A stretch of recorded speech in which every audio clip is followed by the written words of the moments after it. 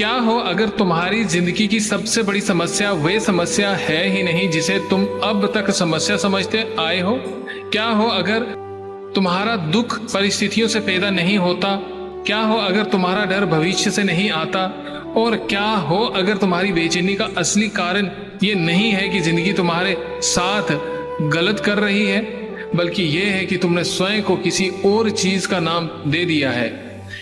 एक पल के लिए अपने सारे परिचय किनारे रख दो, अपना नाम भूल जाओ, अपना काम भूल जाओ। अगर लोग तुम्हारे बारे में क्या सोचते हैं उसे भी भूल जाओ। अपनी सफलताएं भूल जाओ, अपनी असफलताएं भी भूल जाओ। अब स्वयं से केवल एक प्रश्न पूछो, इन सब के हट जाने के बाद मैं कौन हूं? सबसे बड़ा प्रश्न यह है कि जब ये सारी चीजें हट जाती हैं तो उसके बाद आप अपने से पूछ सकते हैं कि मैं कौन हूं। यह वह प्रश्न है जिसके सामने राजा जनक भी एक दिन मौन हो गए थे और महर्षि अष्टावक्र ने उन्हें कोई लंबी साधना नहीं बताई, कोई कठिन मंत्र नहीं दिया, कोई जंगल जाने को नहीं कहा। उन्होंने बस जनक की पहचान पर प्रश्न उठा दिया, क्योंकि उन्हें पता था मनुष्य को मुक्त करने के लिए कुछ नया जोड़ना जरूरी नहीं होता। कभी कभी केवल वे भ्रम हटाना होता है जिसे वे वर्षों से सत्य समझकर बैठा है। वे आदमी जो सब कुछ होते हुए भी बेचैन था। कल्पना करो, मिथिला का राजमहल, चारों ओर वैभव, सोने के स्तंभ, विद्वानों की सभा, सेवक, सम्मान, शक्ति। राजा जनक के पास वे सब था जिसे संसार सफलता कहता है। लेकिन एक रात जब पूरा महल सो रहा था, जनक की आंखों में नींद नहीं थी। उन्होंने खिड़की से बाहर देखा, आकाश शांत था, चंद्रमा शिथिल था, लेकिन उनके भीतर जैसे हजारों आवाजें चल रही थी। एक आवाज कहती, राज्य की चिंता करो। दूसरी कहती, भविष्य का क्या होगा यदि सब कुछ छिन गया तो। और अगर एक बहुत धीमी आवाज जिसे वर्षों से जनक सुनना नहीं चाहते थे पूछ रही थी, जिसे तुम अपना जीवन कहते हो, उसमें वास्तव में तुम्हारा क्या? अगली सुबह जनक अष्टावक्र के सामने पहुंचे। उन्होंने कहा, भगवान, मैंने शास्त्र सुने हैं, विद्वानों से चर्चा की है, यज्ञ किए हैं, राज्य चलाया है, सुख भी देखा है और चिंता भी, फिर भी भीतर कुछ अधूरा है। मुझे बताइए, मैं दुखी क्यों होता हूँ? अष्टावक्र ने तुरंत उत्तर नहीं दिया। उन्होंने जनक को देखा और पूछा, राजन, पहले ये बताओ, दुख किसे होता है? जनक बोले, मुझे। अष्टावक्र ने फिर पूछा, ये मैं कौन है? बस यहीं से असली यात्रा शुरू होती है। अष्टावक्र ने कहा, जनक, बचपन में तुम्हें एक नाम दिया गया, लोगों ने तुम्हें उसे नाम से पुकारा, धीरे धीरे तुमने मान लिया यही मैं हूं। फिर तुम्हें बताया गया, तुम राजा हो, तुम पिता हो, तुम विद्वान हो, तुम शक्तिशाली हो, तुम सफल हो, लेकिन इनमें से कौन सी पहचान तुम्हारे साथ जन्मी थी? जनक शांत रहे। अष्टावक्र बोले, नाम बदल दो, क्या तुम्हारा अस्तित्व बदल जाएगा? राजा का पद छीन लो, क्या चेतना समाप्त हो जाएगी? शरीर बूढ़ा हो जाए, तुम्हारा मैं भी बूढ़ा हो जाएगा? यही मन पहली बार रुकता है, क्योंकि हम पूरी जिंदगी जिस चीज को मैं कहते हैं वह वास्तव में कई परतों से बना हुआ एक परिचय है।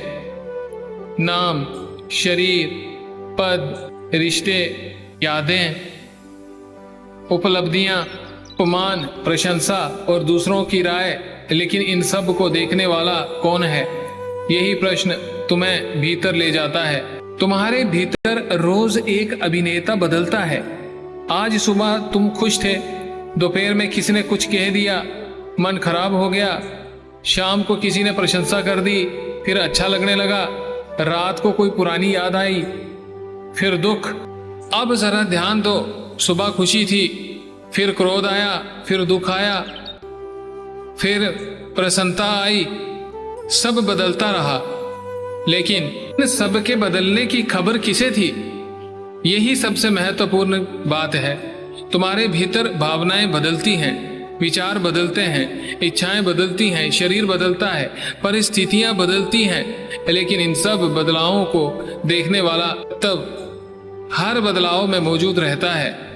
जैसे नदी में पानी हर क्षण बदलता है, लेकिन किनारे पर खड़ा व्यक्ति जब परिवर्तन को देख सकता है, उसी तरह विचार तुम्हारे भीतर आते हैं, भावनाएं आती हैं, भय आता है और चला जाता है, लेकिन जो इनके आने जाने को जान रहा है उसे पहचानना ही आत्मज्ञान की शुरुआत है। याद रखो, तुम्हारा सबसे बड़ा दुश्मन कौन है?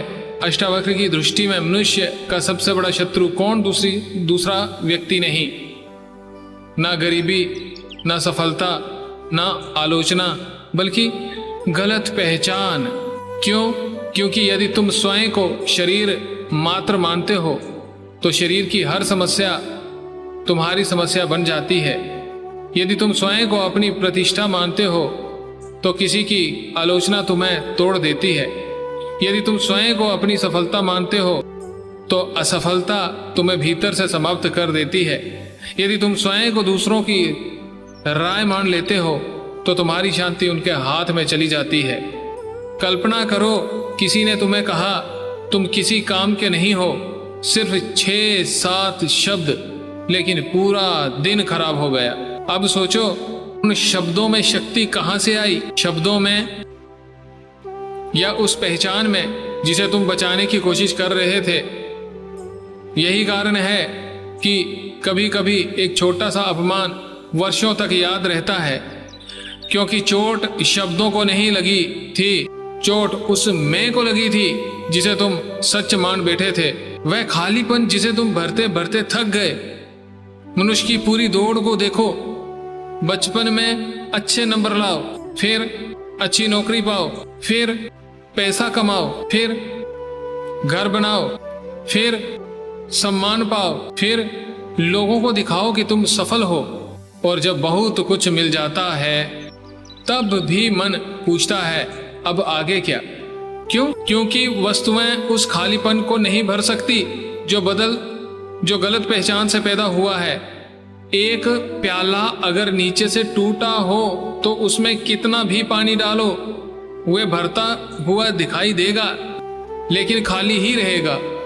मन भी ऐसा ही है, जो पैसा दो उसे पैसा दो, कुछ समय बाद और चाहिए, उसे प्रसिद्धि दो फिर अधिक प्रसिद्धि चाहिए, उसे प्रशंसा दो फिर रोज चाहिए, उसे सफलता दो फिर अगली सफलता चाहिए, क्योंकि मन कहता है अभी मैं पर्याप्त नहीं हूं। और यही सबसे गहरी धारणा है जिसे अष्टावक्र चुनौती देते हैं। अगर तुम अधूरे नहीं हो तो अब तक खतरनाक प्रश्न पूछो, क्या वास्तव में तुम्हें कुछ बनने की जरूरत है? ध्यान से सुनना। इसका अर्थ ये नहीं कि जीवन में काम मत करो, व्यवसाय मत करो, परिवार मत संभालो, सफलता मत चाहो, ऐसा बिल्कुल नहीं। अर्थ ये है काम करो, लेकिन अपनी पहचान काम में मत खो। सफलता पाओ, लेकिन सफलता को अपना अस्तित्व मत मानो, अस्तित्व मत बनाओ। प्रशंसा मिले तो सुनो, आलोचना मिले तो भी सुनो, लेकिन दोनों को अपने भीतर सिंहासन मत दो, क्योंकि जो व्यक्ति अपनी पहचान बाहरी चीजों से अलग कर देता है उसकी ऊर्जा एक अद्भुत दिशा में जाने लगती है। काम करता है लेकिन काम उसे खाता नहीं, वह प्रेम करता है लेकिन प्रेम को पकड़ता नहीं, वह सफलता का स्वागत करता है लेकिन उसके बिना टूटता नहीं। और यही भीतर की स्वतंत्रता है।